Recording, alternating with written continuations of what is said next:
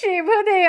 ಇವತ್ತಿನ ನುಡಿಮುತ್ತು ಏನಪ್ಪ ಅಂತ ಅಂದರೆ, ಒಂದು ದಿನ ಸಮುದ್ರ ನದಿಯನ್ನು ಕೇಳುತ್ತಂತೆ, ನಿನ್ನ ನೀರು ಎಷ್ಟೊಂದು ಸಿಹಿ ಅಂದರೆ ಸಕ್ಕರೆಯ ಹಾಗಿರುತ್ತೆ, ಆದರೆ ನೀನೇ ಬಂದು ನನ್ನನ್ನು ಸೇರಿದರೂ ಸಹ ನನ್ನ ನೀರು ಯಾಕೆ ಉಪ್ಪಾಗಿರುತ್ತೆ?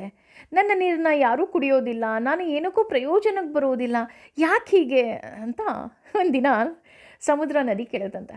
ಆಗ ನದಿ ಎಷ್ಟು ಸುಂದರವಾಗಿ ಉತ್ತರವನ್ನು ಕೊಡುತ್ತೆ ಅಂತ ಅಂದರೆ, ಮೊದಲನೇದಾಗಿ ನಾನು ಹರಿತಾ ಇರ್ತೀನಿ, ಹಾಗಾಗಿ ನನ್ನ ಚಲನೆ ನಿರಂತರ, ಅಂದರೆ ನಾನು ಒಂದೇ ಕಡೆ ಕೂರೋದಿಲ್ಲ, ನಾನು ಚಲಿಸ್ತಾ ಇರ್ತೀನಿ. ಅದರ ಜೊತೆಗೆ ನಾನು ಕೊಟ್ಟು ಬದುಕುವವಳು, ನಾನು ಎಲ್ಲೆಲ್ಲ ಹರಿತೀನಿ ಅಲ್ಲೆಲ್ಲ ಜೀವ ಕಳೆ ತುಂಬುತ್ತೆ. ಹಾಗಾಗಿ ಆ ಕೊಡುವ ಬುದ್ಧಿ ನನಗಿದೆ, ಆದರೆ ನೀನು ಕೇವಲ ಒಟ್ಟುಗೂಡಿಸುವ ಬುದ್ಧಿಯನ್ನು ಮಾತ್ರ ಹೊಂದಿದೀಯಾ. ನೀನು ಇಲ್ಲಿವರೆಗೂ ಯಾರಿಗೂ ಏನೂ ಕೊಟ್ಟೇ ಇಲ್ಲ.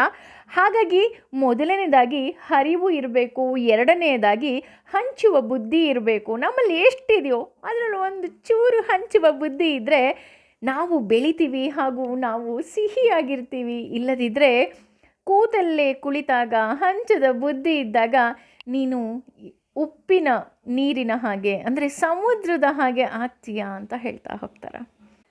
ಎಷ್ಟು ಸುಂದರವಾದ ಮಾತಲ್ವಾ? ನಾವು ಅಷ್ಟೇ ಹಂಚಬೇಕು, ಹಾಗೂ ಹರಿವು ಇರಬೇಕು, ಅಂದರೆ ಚಲನೆಯಲ್ಲಿರಬೇಕು, ಚಟುವಟಿಕೆಯಿಂದ ಕೂಡಿರಬೇಕು. ಅಷ್ಟೇ ಅಲ್ಲ ರೀ, ನಮ್ಮಲ್ಲಿರುವ ಜ್ಞಾನ ಇರ್ಬೋದು, ಹಣ ಇರ್ಬೋದು, ಪ್ರತಿಯೊಂದನ್ನು ಸಮಾಜದ ಒಳಿತಿಗಾಗಿ ನಾವು ಹಂಚಬೇಕು.